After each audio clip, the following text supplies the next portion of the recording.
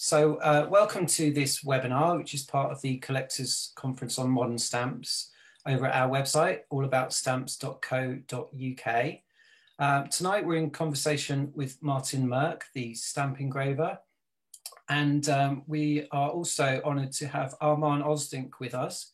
Arman is a lifelong philatelist from the USA. His main collecting areas are the works of master stamp engravers such as Martin Merk and Czeslaw Słania.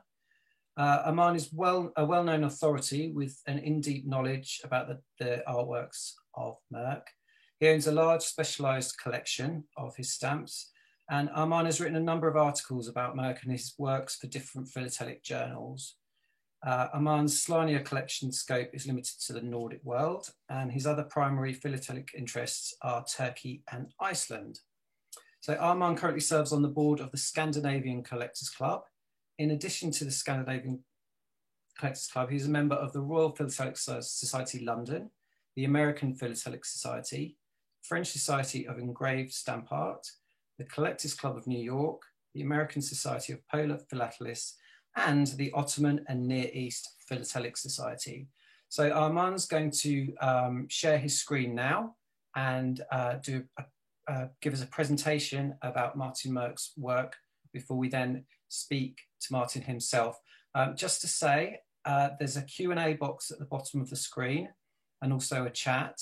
If you want to ask any questions, please, you can use either of those. The Q&A is probably the best one, but do feel free to chat, say where you're from and any questions at all. I will put those to Arman and Martin at the end of the session. So I will now hand over to Arman. And Matt, thanks for the kind introduction. So let me share my screen. Okay, hello everybody, and good evening, good afternoon, or good morning, depending on where you are located around the globe. So it's my honor to do this presentation about Martin Merk, and who is the greatest living stamp artist of our time. So who is Martin Merk? So he's a Norwegian-Swedish artist, born to a Norwegian father and a Swedish mother in Gothenburg, Sweden. And he's a designer, illustrator, and engraver of many postage stamps and first-day cover cachets and cancellations, stamp booklet covers, maximum cards, banknotes, and private artworks, in addition to a number of watercolor and acrylic paintings. And at age 14, he started engraving his own artwork in copper without any formal training, by just growing up in an artist home. And at age 16, he started going to a night art school to receive a formal training in engraving. And at age 21, he completed his stamp engraver apprenticeship in Sweden Post and started his stamp design engraving career. And he's undoubtedly the most productive living stamp designer and engraver in the world today. And I underlined the living because I need to emphasize that. I know sometimes people ask me, how about Słania? I said, yes, you know, he was definitely another productive and great one, but I'm just telling about the one is living right now. So, and this presentation will be about the stamp artwork of Merk. And since this webinar is part of a stamp conference, so I will not talk about his banknote engravings, private artworks, and paintings. So first I want to go through a couple of pictures to show the Merk in private like. And so Merk, at his youth, he was a fisherman. He worked on the fishing vessels. And he was also a boat builder. And then he sailed on the boats he built himself. And then later he acquired a number of different boats. And he doesn't have any, sailboat today. And he has his own boat as he lives in an island. That's the only way he can transport himself from his island to the mainland. So that's why he is the captain of his boat. And he is also Arctic explorer. So he has been to Arctic lands, Greenland, Svalbard, a number of times. So, and all of these aspects of his private life is reflected on the stamps he designed, illustrated, and engraved, as we will see today. So Merck collectively designed and or engraved 942 unique stamp motifs, in addition to many souvenir sheet backgrounds, and issued by 27 postal administrations. So of these 942 items, he only designed 153 of them. He both designed and engraved 190 stamp motifs, 190 stamp motifs, and he just only engraved, no design involvement, for 599, almost 600 stamp. So in other words, we can say overall he designed 343 stamps and engraved 789 stamps until this day. More than stamps, he also designed 101 FTC cachets, 35 first day cancellations, 33 maximum cards, 5 maximum card special cancellation, 11 stamp booklet covers, 6 stamp booklet panes, 3 presentation pack folder covers, and 1 sheet pane border across 13 postal administrations. Since he worked on 900 plus stamps, of course, I had so many designs and engravings to choose from his portfolio and share with you as part of this presentation. Since we have a limited time, I chose only his best stamp artwork in the areas where he has big passion. So Merck stamp issuing postal administrations, as I said, 27, and they're all listed here. And I use the term postal administration here, not countries, because not all of those stamp issuing entities are countries per se, such as like Faroe Islands, Greenland. They are really home rules under the Kingdom of Denmark. So that's why they are not considered as a country. So, and here I list the top 10 postal administration by number of unique stamp motifs. And of course, the biggest of his portfolio was done for Sweden. And then next is Denmark, and Greenland is the third. So that's the top 3. And as you see in the top 10 is the majority of them are the Nordic postal administrations. And altogether of his 942 stamps, 82% of these stamps were issued by the 8 Nordic postal administrations, which are Sweden, Denmark, Greenland, Faroe Island, Åland, Norway, and Finland. So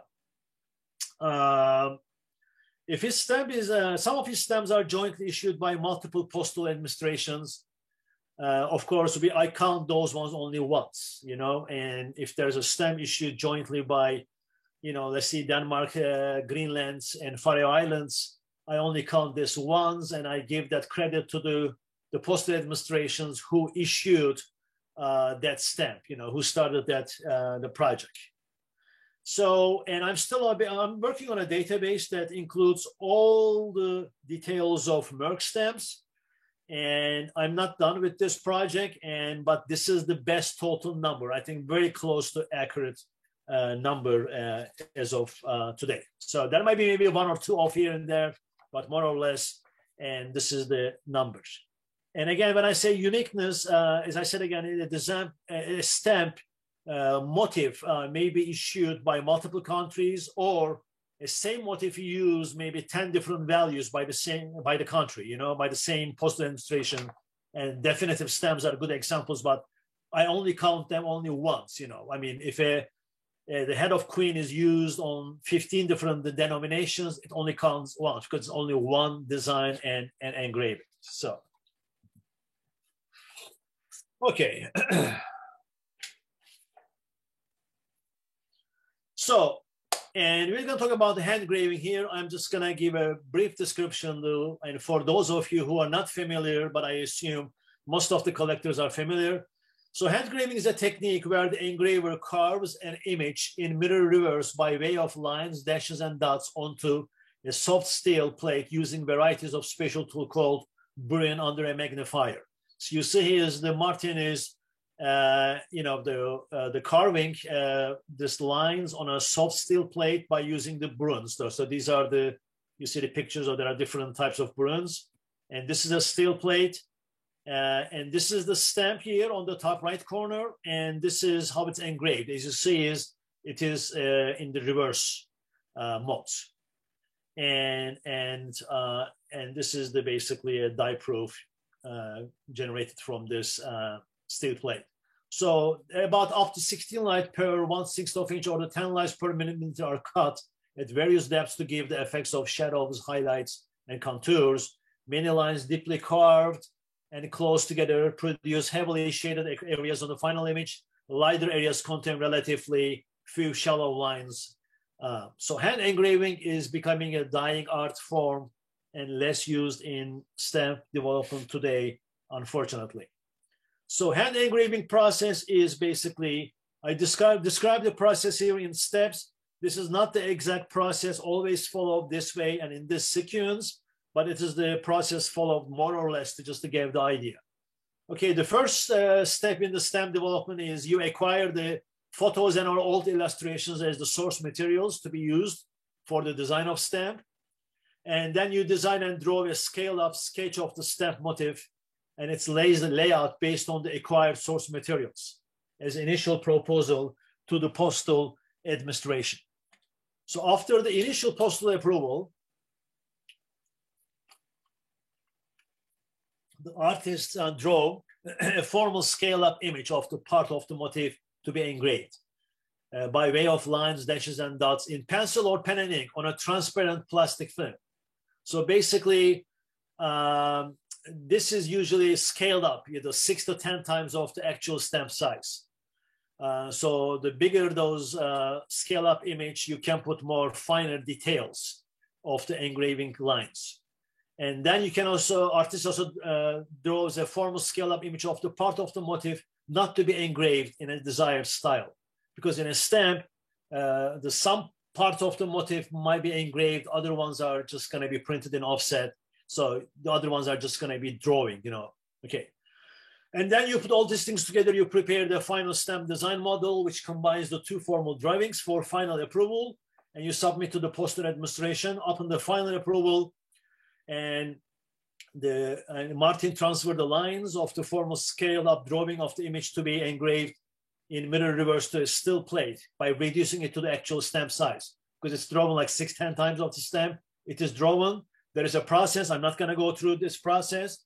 It's some involved process. How they do, there are different techniques, but that's not in the scope of this presentation. And then once he transferred the main lines to the steel plate, he starts hand engraving under the magnifier by using a number of Brun varieties. And then during the process, he makes a stage proofs by applying ink to the plate by hand and as many times as needed to ensure that the work is progressing according to the plan. So this is a hand engraving of the Little Mermaid statue he did in 2012, I believe, for Denmark, for Post Denmark. And this is the famous Little Mermaid statue at the port of at the Copenhagen harbor. If you ever been to Copenhagen, so and this is really a picture. I mean, this is the image of the souvenir sheet issued, and here this motif has been engraved into two different steel plates, the top part and the bottom part, because it was too big. So, and then these two separate hand engravings are merged into one image during the intaglio printing process. And then this intaglio printed engraved image of the Little Mermaid statue is combined with the background photograph of the Copenhagen harbor and the denomination value here, 14.50 Danish krona. They are printed in offset on a souvenir sheet. So this is the final product. So now, okay, so I hope you enjoyed the video, and I'm sure it gave you a good idea of what the hand engraving process is. We only show the hand engraving part. Of course, we don't show the printing part, which is a different side of this production business. Okay, so.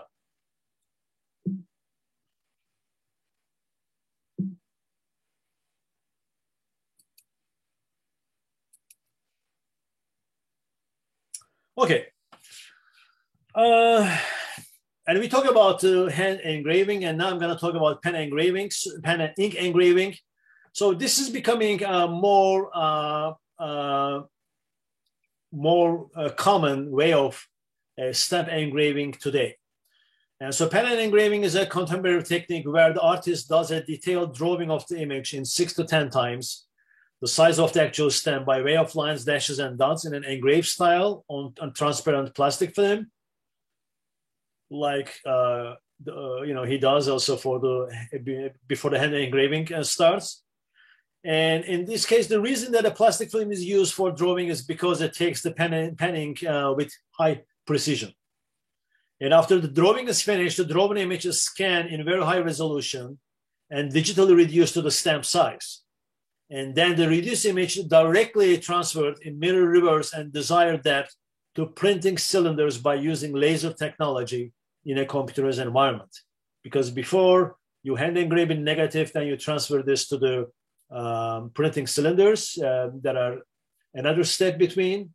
Actually, there are 2 steps: hand engraving, and there is transferring to relief molded, and then transferring to the print cylinders. So, and you're eliminating those 2 steps between.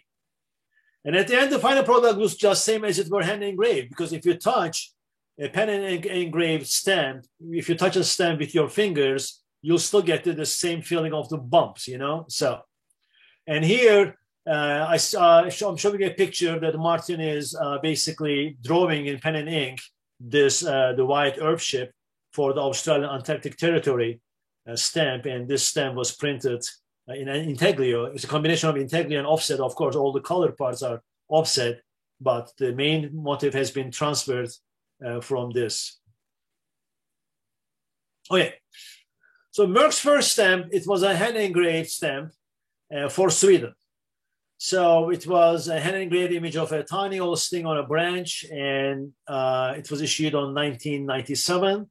And you see a stage die proof of this stamp on the left and the stamp itself on the bottom. And Martin says this stamp has a special place in my heart as being my first ever engraved stamp.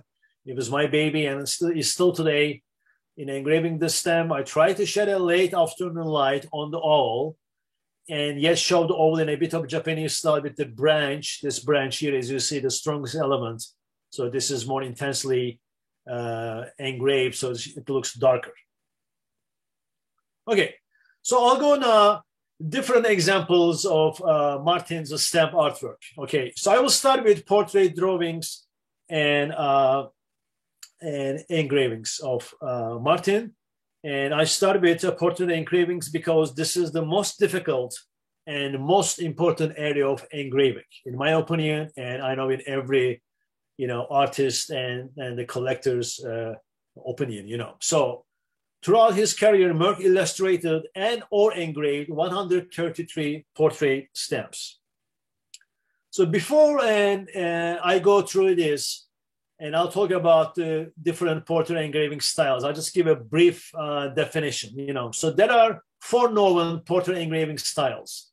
The free style, that's the oldest style, dating back to the 19th century, derived from decorative engraving on armor that looks like a plain drawing with applied shades and shadows. And this evolved later in 17th century to a style that uses only dots. And this was primarily used for illustrating books. And later in 18th century, a style developed in England, France, and Germany all together at the same time collectively. And that combines the use of lines, dashes, and dots, which we see today more commonly. And of course, there were different sub-styles underneath. There was a Northern style, Eastern Europe style, Southern Europe style. I mean, that's so much detail. I mean, we can talk about those different sub-categories of European classic style for hours, even days, And the last style is the American banknote. So this is the more advanced style developed by immigrant European engravers who came to the United States, and as an extension of the European classic style for banknote engraving here in the US in the 19th century. And the style, again, the same, like lines, dashes, and dots, but has a number of strict rules for spacing between elements, sizes of elements, and angles of the lines, etc. So this is considered as the industrialization of engraving. So that was the most mature state of engraving, and particularly for portrait. And this was more developed for the banknote business because it was much more secure, and that prevents the counterfeit banknotes. Okay, so I'm going to go through some portrait examples. So this is a portrait of Mary Breckinridge, and Mary Breckinridge was a U.S. nurse and a midwife. And so this is a pencil drawing of Martin in freestyle. As you see, this is just a freestyle. And this is not very common, and Martin has only one example of this as a standalone, a freestyle portrait. And here, in the middle, you see a progressive stage die proof of his hand engraving of this drawing. And you see here some notes, of course, written in Swedish, and about this is the progressive stage die proof. So these are the areas he marked for improvement, And this was the actual stamp printed in intaglio and issued on September 1998 as part of Great American series. The second one is this beautiful portrait of and this beautiful the Princess Grace of Monaco, the late Princess Grace. And so here you see on the left side is a progressive stage die proof hand engraving of her portrait in dot style. If you look at here, you see everything is used as dots. There are a little bit lines here at the bottom, but overwhelmingly it's a dot. So this is a dot engraving style. And you see here is a imperforated stamp and a perforated stamp, which is printed in intaglio and issued on October 4th, 1984, in homage to Princess Grace. The next one is the portrait of Mahatma Gandhi. And here, this is, on the left side, you see the penning drawing of Mahatma Gandhi portrait in dot style. And as you see again, dots are very dominant. And this was hand engraved and printed in intaglio and issued on October 2nd, 2019 for the 150th birthday of Gandhi. And this is portrait of Virginia Akbar, and Virginia Akbar was a US physician. And here you see the original photo that Martin used and to do his drawing, and this is his penning drawing in European classic style. And you see now, the lines and dashes are predominant, in this engraving. And you see the stamp here, it was hand engraved and printed in intaglio, and it was issued on October 1994 as part of a Great American series. Here is the portrait of Danish Queen Margaret II. She's my most favorite royal figure. I have to tell this. I really admire her. And here is the original photo and that Martin used to do a penning drawing. This is also in European classic style, but if you compare to the previous one, this is much softer style. The lines and dashes are not as intense as the previous one. So you can always get different flavors, okay? So please note, compare this drawing against this picture. Do you notice one difference? Okay, I'll tell you. Look at the face of Her Majesty, and she is smiling more in this drawing than the picture. So what Martin did, he added a little bit more smile to the face of Queen. So, and this stamp was hand engraved as well and printed in combination of intaglio and offset. Of course, the portrait was printed in intaglio, but the colored bar, the name of the country, the insignia of the Queen, and the denomination, they were printed in offset. And this was issued on February 10, 2010, first time, as part of a long definitive series, which continued years. And these stamps are still valid today in Denmark. Okay. So this is a portrait of Naomi Uemura. And who is Naomi Uemura? And for those of you who don't know, I think he was a very interesting person, and he was a Japanese adventurer, and he was particularly well known for doing alone solo expeditions, what had previously been achieved only with large teams. So he was the first man alone to reach the North Pole, and he crossed the ice cap of Greenland by himself. And he was the first man to climb Mount Denali solo. And he was, in a true sense, an adventurer. He always challenged himself.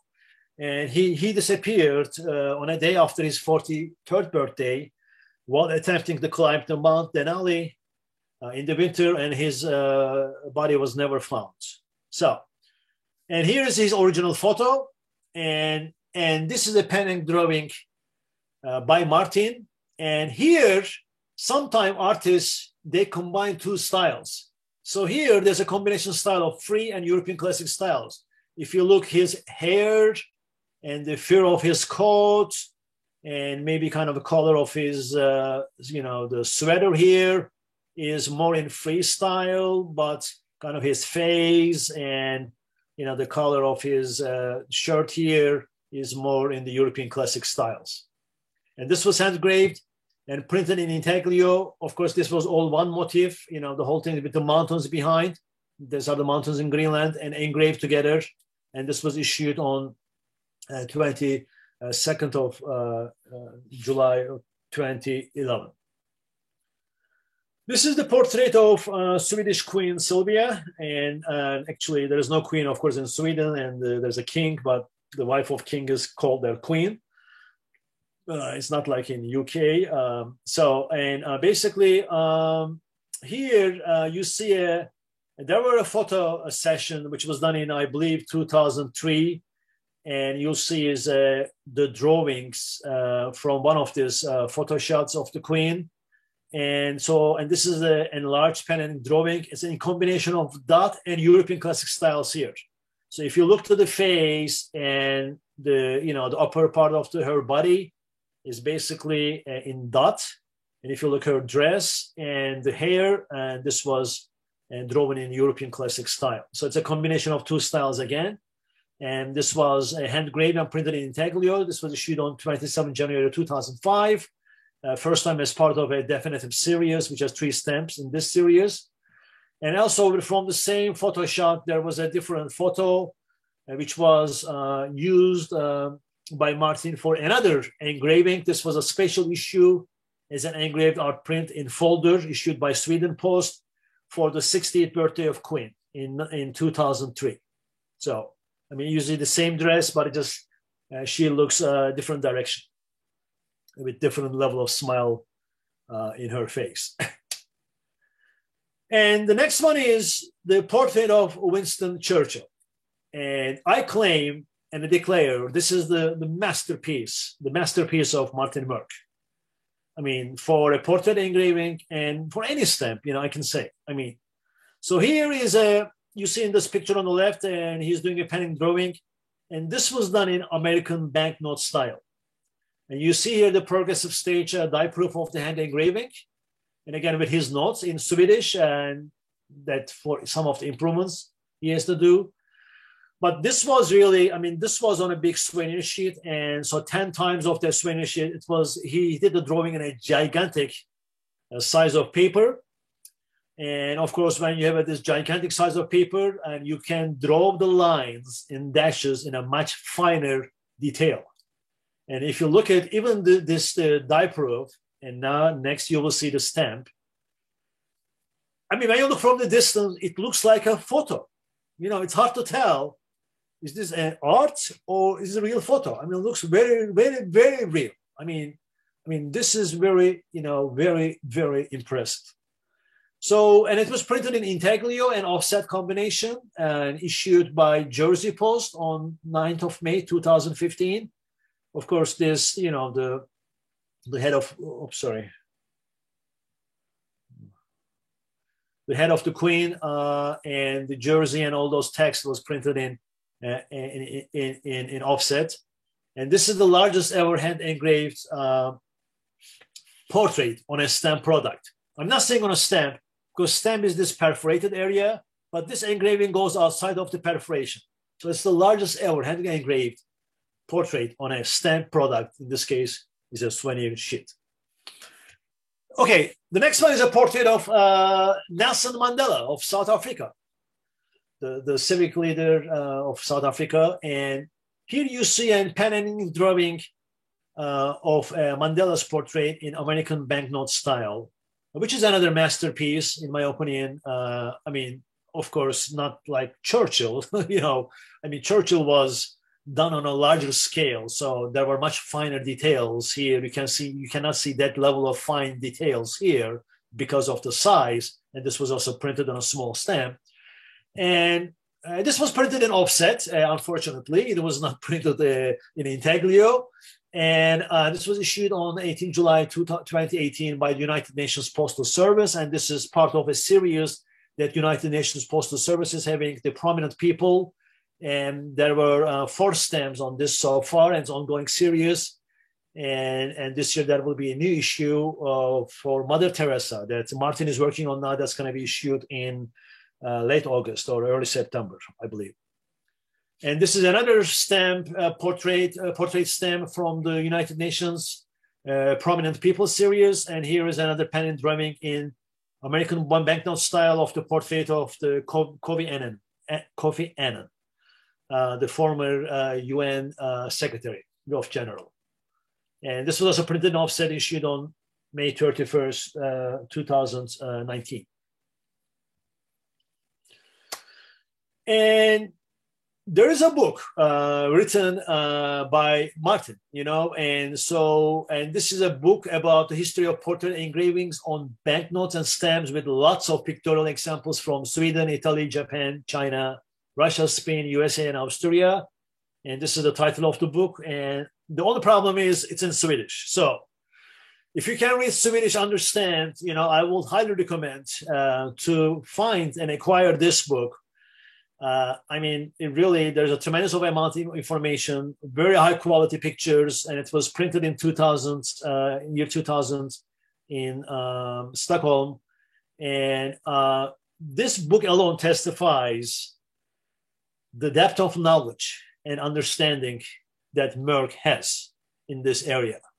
So, I mean, that's why I call him the master, you know, because, I mean, he has done so well in this area of portrait engravings, and both stamp and also banknotes. So many on banknotes. Of course, we are not talking about the banknotes here. So the next area I'm going to talk is the Polar Expedition Design and Engravings by Martin. And so Martin designed and engraved 41 stamps under the theme of Polar Expedition. And there are so many topical areas that Martin works. So, I mean, he has so many stamps for topical collectors, you know. So if you're collecting a polar expedition stamps, if you're a polar philatelist, this is definitely an area of interest for you. So there were 12 souvenir sheets, you know, in a series of Greenland expedition stamps, which continued years, and which was a project initiated by Post Greenland. And those some of those souvenir, they were always stamps on souvenir sheets or mini sheets, as you call, and they were sometimes issued alone by Post Greenland, but a lot of times issued by other postal administrations. So this is a Greenland-Denmark joint issue, hand engraved and printed in combination of intaglio and offset, issued on March 12, 2003. And the top one is the Denmark issue, and the one on the right, on the bottom, is the Greenland issue. As you see, they use the same 3 motifs. But in the Denmark issue, the one on the left in the middle is issued as a stamp with the value. The one on the right side is issued as a vignette, or just a label, whatever you want to call.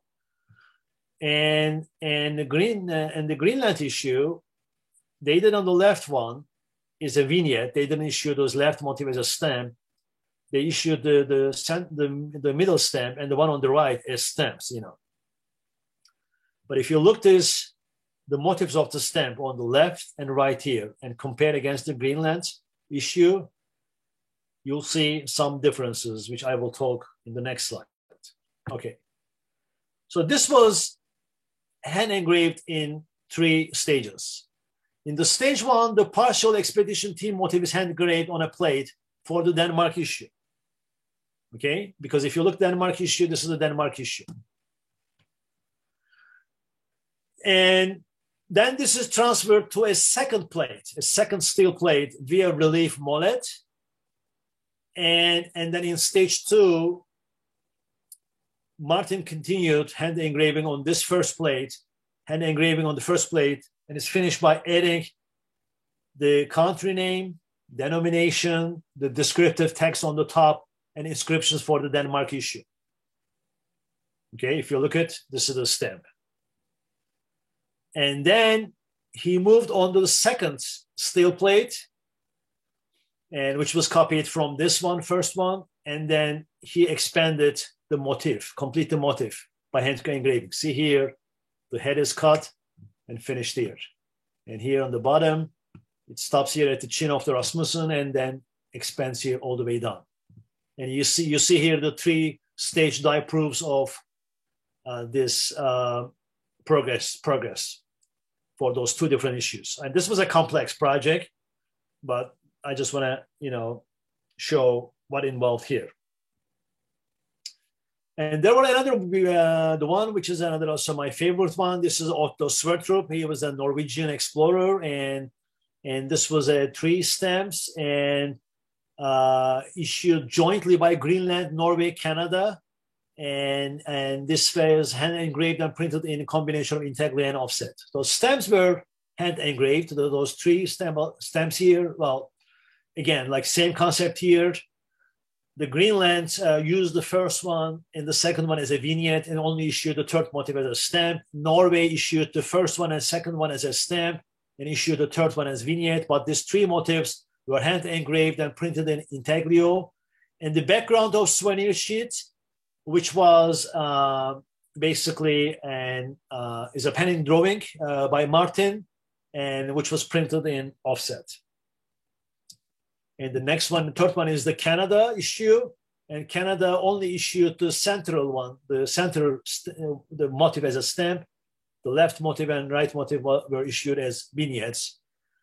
And here, and the central stamp here, the middle stamp, and you see the ship that he captained, the Fram. This is a Norwegian ship, and you see a large enlarged etching of the ship Fram motif from the stamp here on the left side. And this was another issue from this series. This is the Erik Nordenskjöld's Greenland expeditions. And this was a Greenland-Finland joint issue, and hand engraved and printed in combination of integral and offset. Again, this is my most favorite in this series. And if you look at here, and this is really the one big motif. So what he did, he engraved, he did a pen and ink drawing of whole this motif in one large piece of paper. And then basically he got this 3 pieces here, the Nordenskjöld's portrait, the motif of the ship Sophia, and this, the iron, basically iron ore rock, and with the man hammering, extracted them and engraved these 3 pieces. So, and the rest of the background motif was printed in offset, but you see the continuation basically all together in this one. So, and so the Sophia was the Swedish post steamer, and the scene is from Ovefjell on the west coast of Greenland.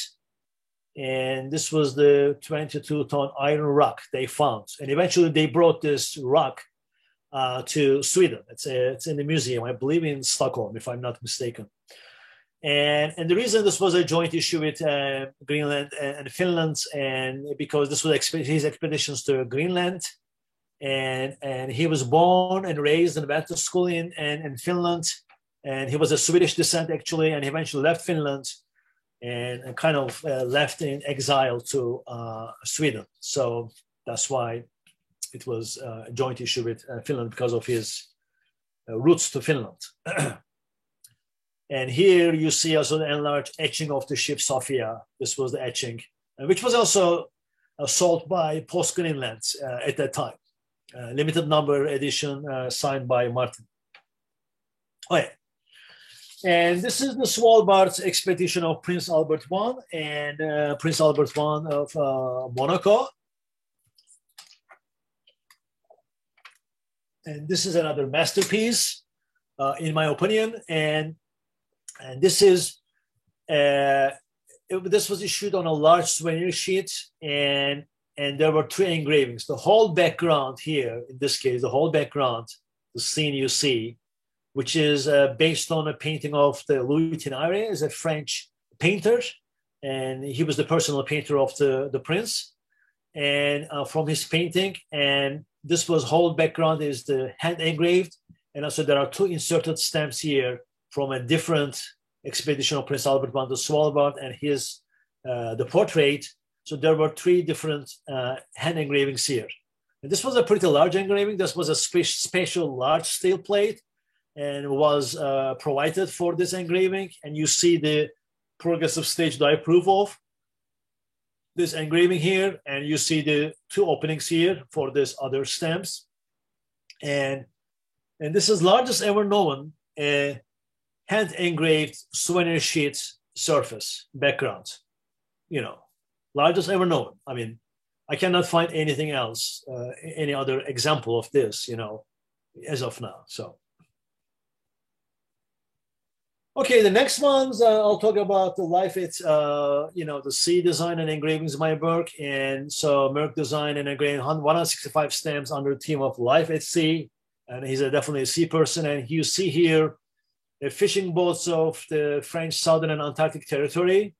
And here, this was a booklet issued containing 7 stamps. They were all hand engraved, and they were printed in combination of Italian offset.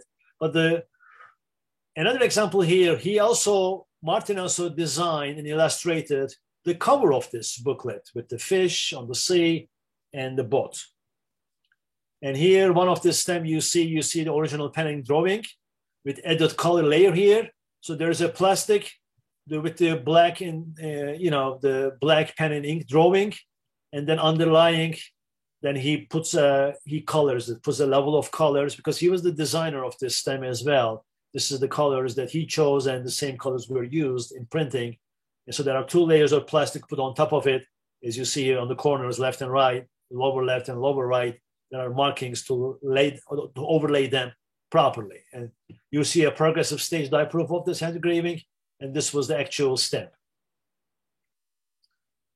And this was another example. This is the ship of Göteborg of the East India Company.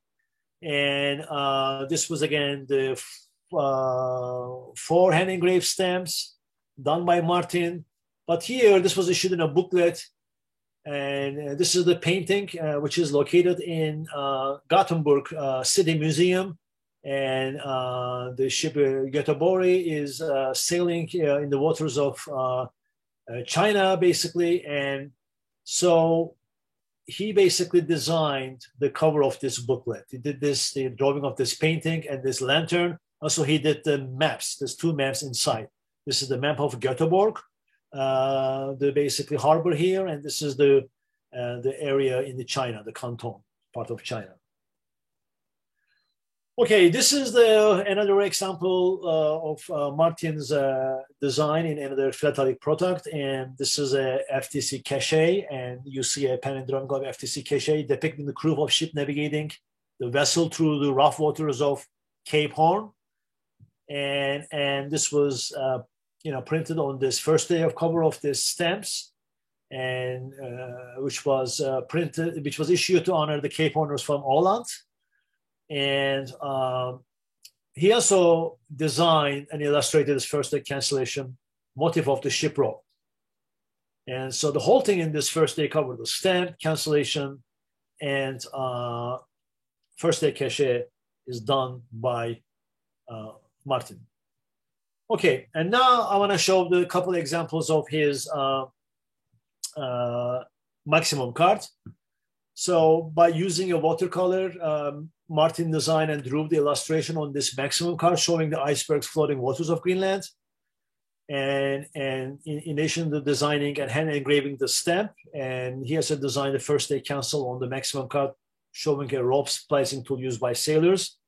And this stamp was printed in combination and integrally and offset and issued on 2002.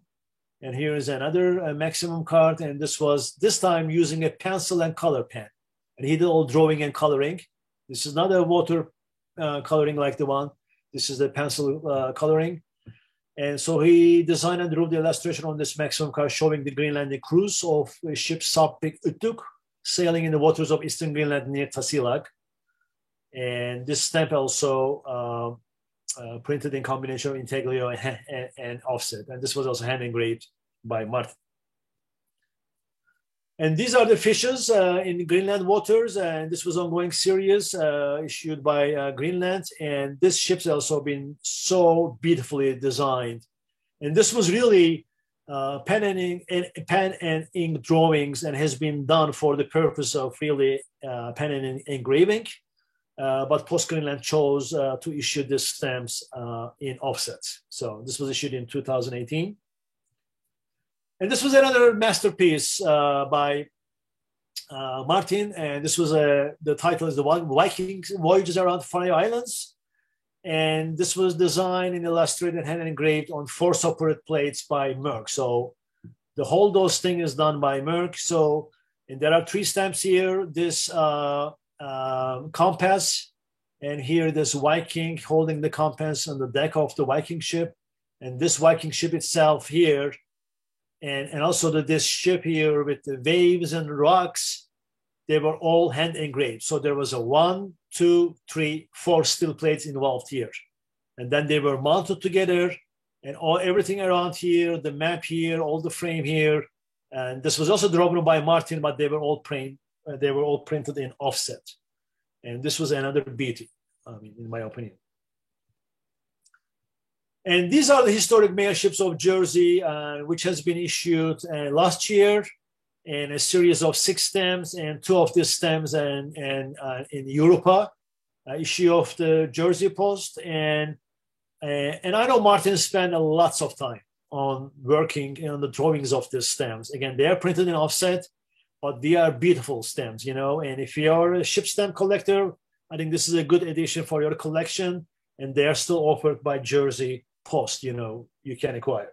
So, and the last 2 I'm going to talk about 2 creative designs by Martin, and basically, and this is a fish skin on stamp. This was really very interesting. This was totally conceptualized and designed by Merck. And on each stamp here, in this mini sheet, there are 6 stamps here. On each stamp, a square piece of real tan cut skin is glued. So you see there are 6 cut skins glued. And each stamp has a different skin pattern. So if you compare those, you'll see each skin has a different pattern. And if you hold into your hand and bring close to your nose, it has a fish odor. It smells like fish, dry fish.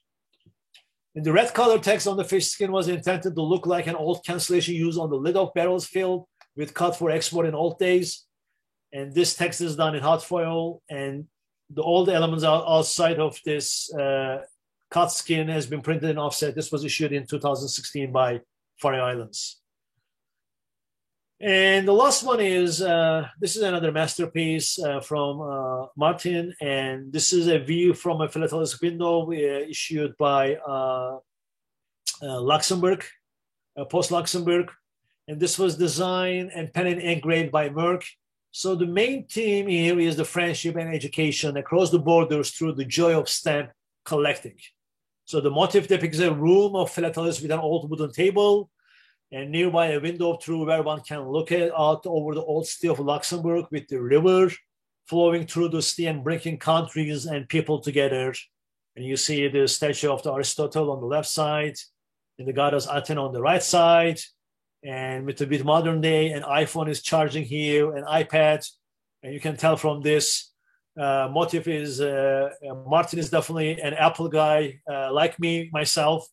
And, a stamp book, here. And so this is a really beautiful, this is still offered by Luxembourg Post. So, it's easy to acquire. And the good thing is Luxembourg Post ships the things free of charge anywhere in the world, which is a good thing. So, okay, this was issued 2 years ago. And what is the next big engraving for Martin? So the next one is coming soon. This is the centennial. This issue is for the centennial birthday of Czesław Słania. And I'm a collector of both Słania and Merck stamps. And there are no doubts, they are the two master stamp designer and engravers of my lifetime. And so this will be a joint issue by Faroe Islands and Greenland and Denmark. And this project was was initiated by Faroe Islands. Italy, we own a great debt into Faroe Islands and Post and for working on this project. And this issue brings then two master engraver of our lifetime under one umbrella. So here, this is a stamp. The portrait of Słania is hand engraved by Martin, and this was the photo was never seen used anywhere, and I was able to acquire and from another collector here in the United States. I'm just kind of proud of myself, being part of this project. And then each countries will have their own swinner sheet, and each country's swinner sheet will have a different background. And this is a scene from Faroe Islands. This was designed and illustrated by Martin as well. And this background and all the country names here, the denomination will be printed in combination, printed in offset. So, and this stamps will be issued we are planning right now to issue this on August 12th. And the first day ceremonies will be as part of the great American Stamp Show here in the United States in Chicago, the pandemic permitting. So we don't know if the show will be canceled or not. Right now, it's still scheduled for August 12th. And hopefully, keep the fingers crossed, it will not be canceled. So we'll be able to have a first day ceremony for this masterpiece in Chicago. So, thank you for your attendance and to go through my presentation. And the one next milestone is here for Martin is getting his number 1000 stamp. And so I'm expecting this to happen in 2 years or 3 years. So, okay, Matt. So, yes, I'm here. Yes, thank you. Okay.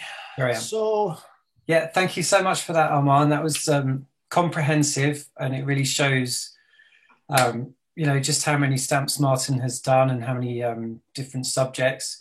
So I will now leave you two to have a conversation. We've had some questions in, so let me know when you're ready for those, and I'll come back. Okay, so let me have a chat with Martin first, and then we can go through questions at the end. Okay, so yeah, Armand, Tony Owl was issued 1977 and not 1997.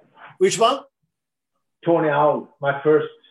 Oh, what's a mistake? Sorry, that's good. Good correction.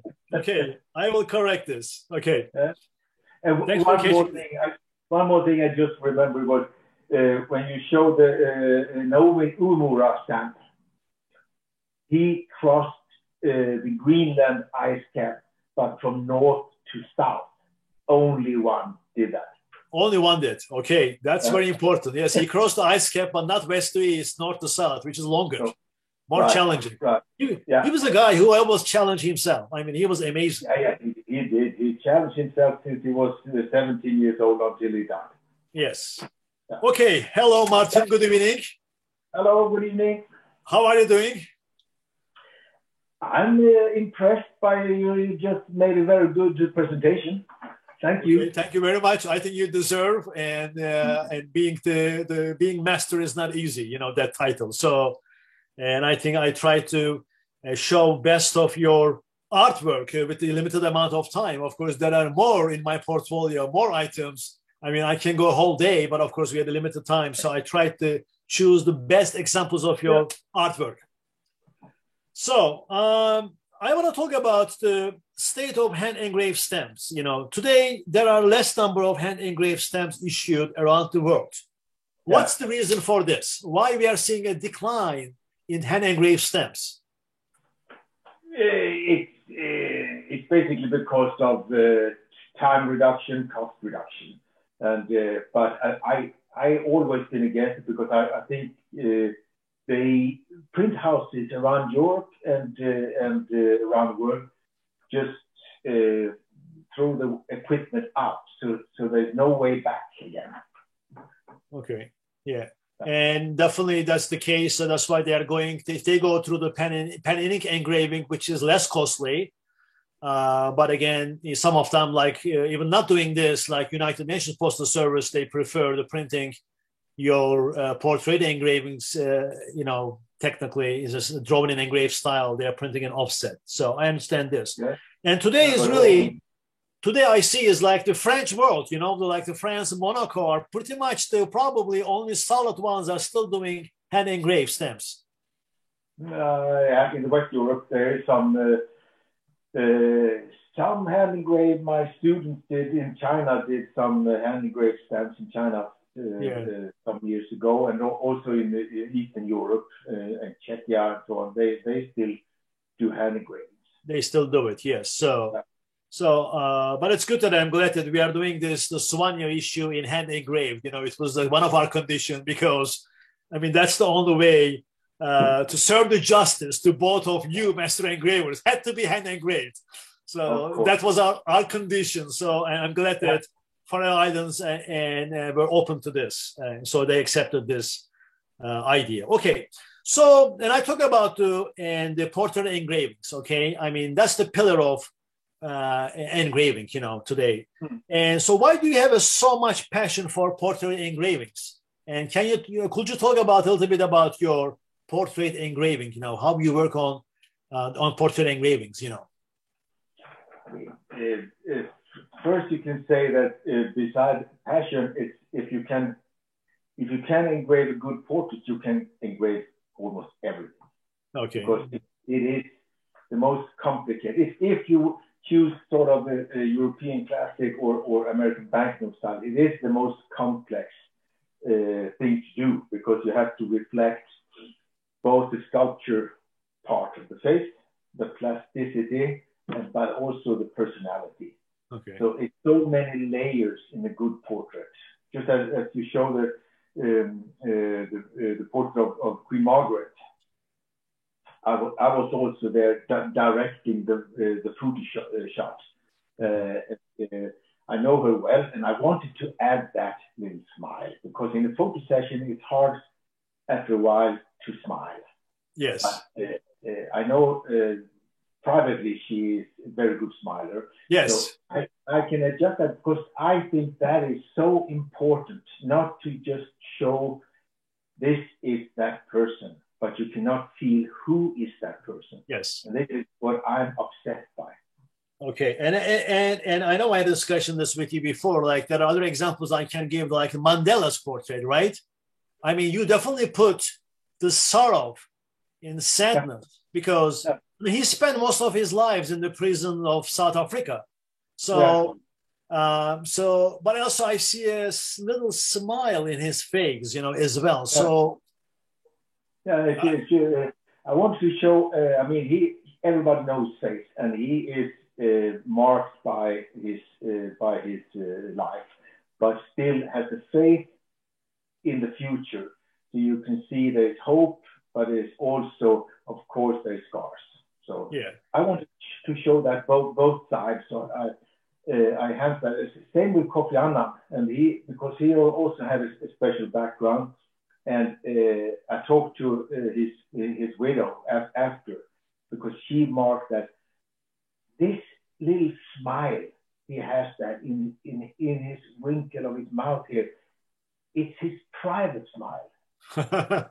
Yes, that's good. Yes, I believe that. So I added that. It was only 2 straws of his mustache that I bent a little bit up. Okay. And also, I know you told me once before, because it was on my Lynn Stam News article about Churchill, you know, and And you told me when you do the Churchill, you don't want to do a statesman Churchill, a serious guy with the cigar in his mouth, more a private person with a kind of a little sense of humor side, showing that in his face, right? Yeah. Yeah. So, okay. So, and I already told during my presentation what is my most favorite portrait stamp. What's your most favorite portrait stamp that you did? That I did? Yes. Yeah. I mean, after a while, the last years, I've done some portraits that is competing with Hemingway, but for many years, it was Hemingway. Hemingway, yes. That's another beauty, yes, which I didn't include in my presentation. This was from Sweden, yes. And you did this in a banknote, American banknote style. It was so detailed, lines, in such a small stamp, which we cannot see today. No, because it takes time, and you have to do it by hand engraving or 3D scanned hand engraving, as they do in France today. You hand engrave and then take a 3D scan. But I mean, the special thing with American banknote style is that you use, first of all have all the formal rules, but included is that you should go from very fine details to very harsh and deep lines. So you create this sculptural contrast. And that is, it requires a lot by planning how the lines will go. And there is a set of rules that is there to make the lines blend. Yeah. So I want to move into your next interested area, which is the polar expeditions. How did you get interested in, polar expeditions? I mean, primarily Arctic expeditions, I mean, more than Antarctica, I know you were very much into Arctic expeditions. So just tell us a little about that background. The background is first that when I was young and traveled, I traveled a lot in North Norway, Faroe Islands, the Atlantic Islands, Iceland. And when I started to work for Post Greenland, I don't know if it's 25 or more than that years ago, I was invited to visit East Greenland and the small village of Tasiilaq. And after that, I was, there's a saying in Greenland, either you hate it or you cannot leave it. So during 20 years, I just went back several times every year, 2, 3, 4 times every year. Right. And travel around, not all Greenland, but potential parts of Greenland. And it's so much the air, the climate, the hunting, sleeping in snow, sailing through ice over the Melville Bay in a small boat with only ice as far as you can see, meeting polar bears trying to climb up in the boats in the morning. Yeah. That kind of stuff, it's something you get hooked to. Yeah, I know you've been to Svalbard as well, which is the northernmost, really, the area of that. But again, and then I know you've done a lot of reading, and I know your bookcase is full of books about those Arctic expeditions, So you have a lot of knowledge, and the series, the 12 series that you did for the Greenlands and with the joint issues, some other post administration, and was outstanding. I mean, in my opinion, that they are one of my most favorites, and that series honestly made me more interesting to really explore Greenland and Svalbard, which I haven't been there yet. I mean, but definitely, they are done so well. Yeah, but Svalbard is interesting more for the modern history and the nature. And Greenland is for me interesting because it has always been there, and there's been so many migrations back and forth to Greenland, different cultures. And then the last 150 years or 200 more than that, 250 years of expeditions that really mapped Greenland and involved so many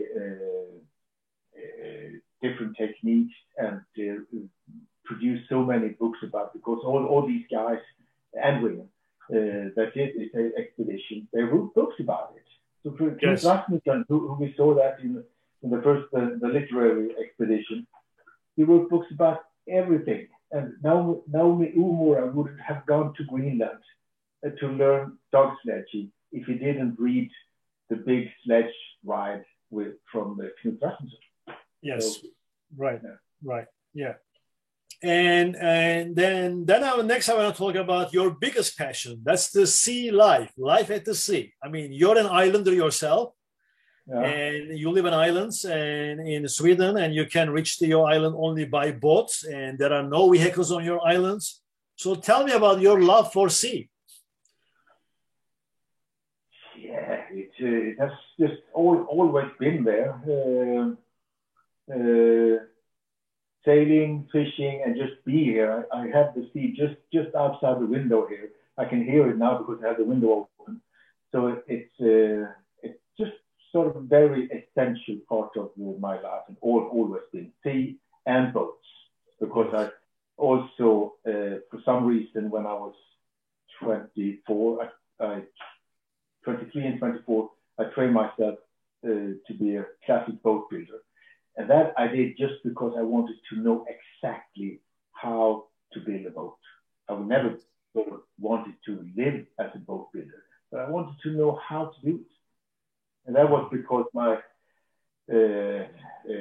being quoted sometimes that when I was maybe, I don't know, 7 or something, my dad told me, because we also always had boats, that the Norwegian painter Sean Heiberg said, there's 2 things that is beautiful because they are constructed to act in perfect harmony with the elements they are supposed to be active in. And that is musical instruments and boats. Boats, yes. So that is something I often quote when people ask. Yeah, it's very important to me. Yeah. And I know the walls of your house is full of paintings, pictures of ships, and I see on your background right now at least 3 ships there. So, you know, that's your life, and that's what's been reflected on your stamps too. You know, like with, with a large number of stamps, with the motif of life at sea, a lot of ship stamps. I think you have a lot of good material for the ship stamp collectors. You know, so definitely. So. Okay, and then the last question, then before we can go to the Q&A session. So how long more do you plan doing stamp designing and engraving? Do you have any plan to stop? Do you retire, or you'll continue as long as you are able? I have to ask my doctor. I will not stop until I have to. I have no idea whatsoever what I can do that would replace it. Yes, yeah. That's what Svanya did, right? I mean, he almost engraved until, you know, his last days, you know. I mean, he was really sick and then he stopped, you know. So, yeah. I mean, given that you have a good health and still good hands, steady hands. You know, I was trained as an artist from my parents, and that is a way of living. So there's nothing that is called retiring. Right. Okay, so that was a good chatting and very informative and for the attendees. So Matt, I don't know how we want to handle the Q&A session. Yeah, well, we've got some questions in, so I will just go through them. And first one is from Eric. He says, why does Sweden in particular produce excellent engravers? And that might link, actually. There's another question, which was, how has Martin's life and his Scandinavian heritage influenced his engraving? Okay. But actually, why Sweden has so many good engravers, that must be because there has been a focus from the postal administration to highlight engraving. So there has been a clima where engravers have seen as something that you should sort of give peace and quiet and let them work to do a good job. Okay. Because I was when I wanted to become an engraver, I just asked them. I had some basic training when I was very young, but then I just wrote them a letter and said, "Can I come up to stay to be trained?" And they said, "Sure, come on." So they had at those days, they had an open attitude to that this was something that you should be positive against. Yeah. And which is very different than today's post-North Sweden. Totally, they are totally get away from engraved stamps. They are anti engraved stamps. We should stay in the good old days now. Yes. Right. Okay, Matt. Yeah, the other part of that was just how your heritage has influenced your art. You know, I guess in terms of the themes and the things you've depicted on stamps, but also, you know, do you think it's influenced how you work in other ways? Yeah, it has. I mean, my father was an artist and a stamp collector, so I'm sort of brought up parallel with art and stamp collecting. Everywhere, and so that is my environment, and he showed me the link between art and stamps, that it was two parts of the same thing. So therefore it was very easy for me to adapt stamps as something that because I also like small things. And then there has been also in whole Scandinavia, there's always been engravings in books. There's a lot of, from the early 19th century, there's a lot of books with engraved in illustrations. So there has always been that side of it. And as well as we have nature so nearby. So that is my nature side that I can get very... I just walk out here and I find something that I want to paint or draw. So, okay. We've got a question from Richard. He says he hopes this isn't a controversial question. Is there a reason why smaller postal authorities get the good stuff? He understands that they need to produce stamps for the collector more than some big countries. But it seems that the bigger countries don't have as many engraved stamps. That's right. I'd say the last decades, bigger countries, they left engravings earlier. And for small countries, it's still important to keep the collectors. Because if the amount of postal sent letters is declining, the part of the buyers that is stamp collectors are getting more and more important. So, and stamp collectors want beautiful stamps and also engraved stamps. So that therefore smaller countries keep on doing that. And they have still percentage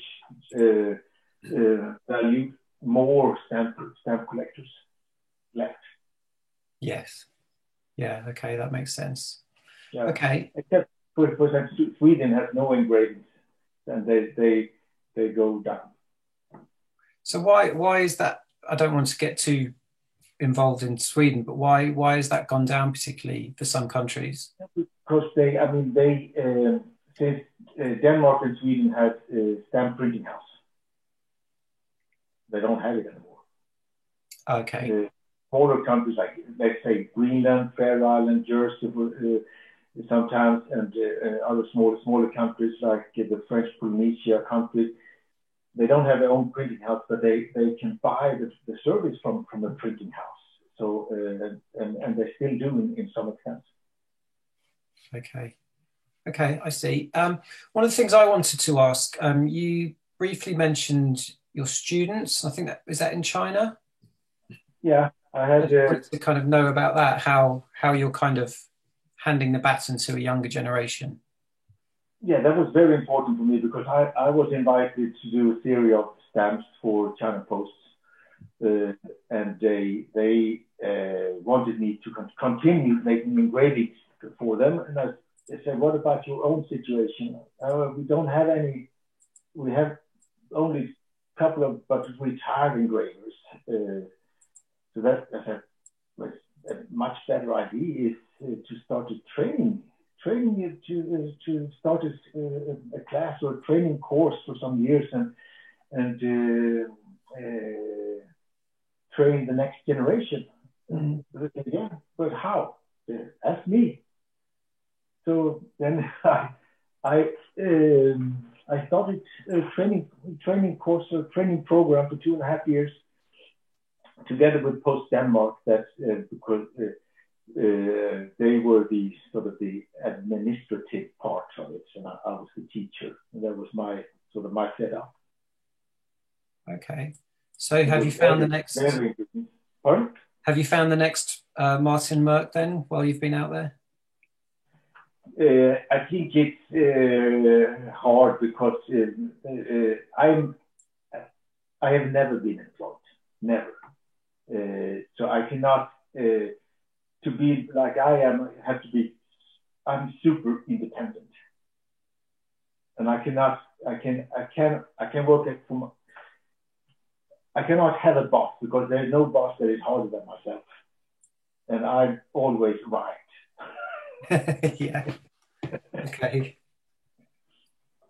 So I struggle hard to always combine my own passion with my own interest. Yeah. Okay. We've got just a comment from Norman Hudson. He says, on behalf of the Faroe Islands Study Circle, which is now in its 30th year, may I thank you, Martin, for all your beautiful stamps for the Faroes. It's impossible to choose a favourite issue. So perhaps do you think you could pick a favourite Faroe Islands issue that you've worked on?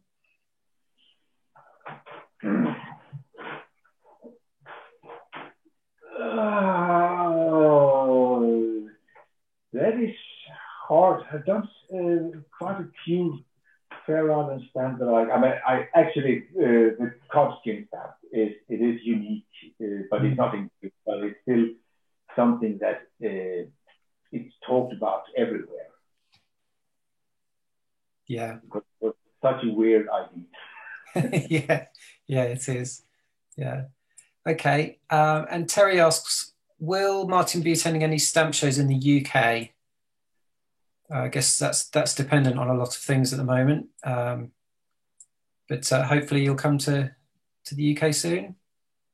Yeah, I am. As soon as I get an invitation, I'll come, and hopefully next year when this pandemic situation is over. And I also really want to. I haven't engraved any UK stamp yet, so that is on my want to do list. Yes, yeah, that would be great. What do you think you'd like to engrave, particularly for Britain? Anything in specific? I guess it depends, doesn't it, on what you're asked to do. It's an old, beautiful lady.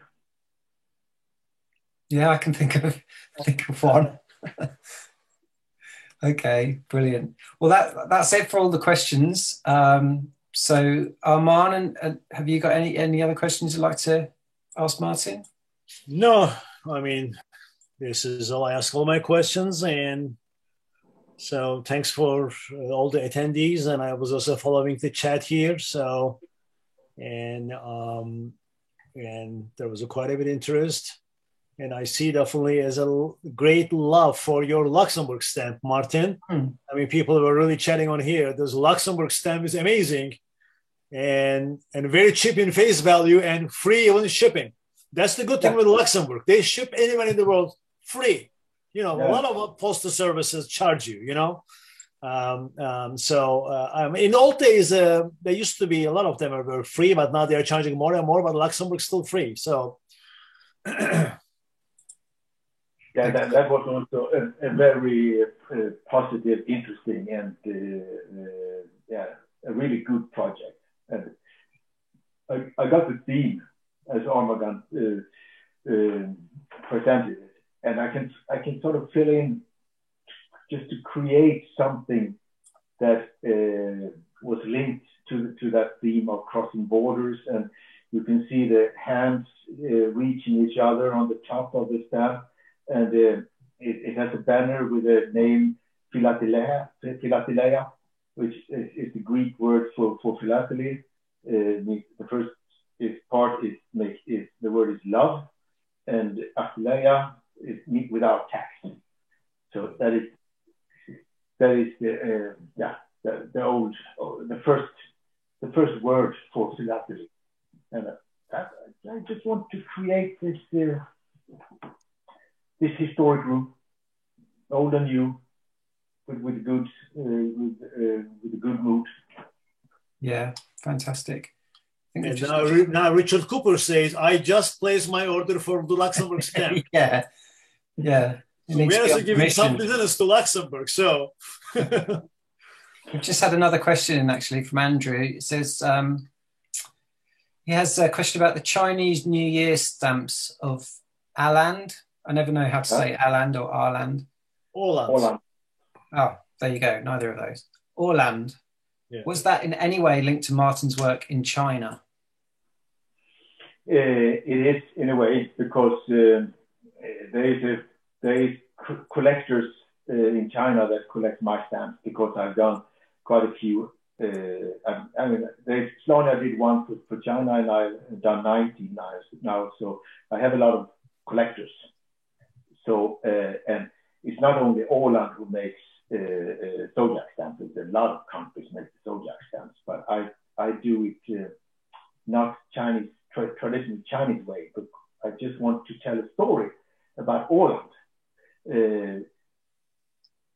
using the zodiac symbol, the zodiac topic, and do it in a very spontaneous fantasy way, but making a drawing that refers to the traditional stamps, and they are popular in China. So and Martin also had a series of the China-related stamps linked with China under Post Jersey. That series continued for years. Now ended, but there was another series. Yeah, me and a Chinese designer, we did them together. So we had. We worked one Chinese designer, me, Jersey, and the Chinese collectors. That was a good match. Yeah. Do you find the just generally stamp collecting in China is very different from the rest of the world? It's very popular, I presume. Yeah, I mean, China has it's not a growing, so anyhow not a declining number of collectors. So it's a big market. It's a big interest. It's a huge community. So of course it's interesting to they have a lot of stamp shows, and there's a lot of things on Chinese internet. So they are really sort of the young people. When you go to a Chinese stamp show, there's young mothers with 10-year-old boys and girls, and they collect stamps. So there's very sort of yes. Yeah. I mean, it is right now the biggest market for the stamps. I mean, that's why a lot of those postal administrations, especially small ones, are working towards China, and they are very successful, in this regard, like Jersey, Åland, Faroe Islands, and the ones did not follow their strategy, like Iceland, for example, never got to that level, and unfortunately, when Iceland decided not to issue stamps anymore, which is a sad part. Yeah, very sad. Yeah.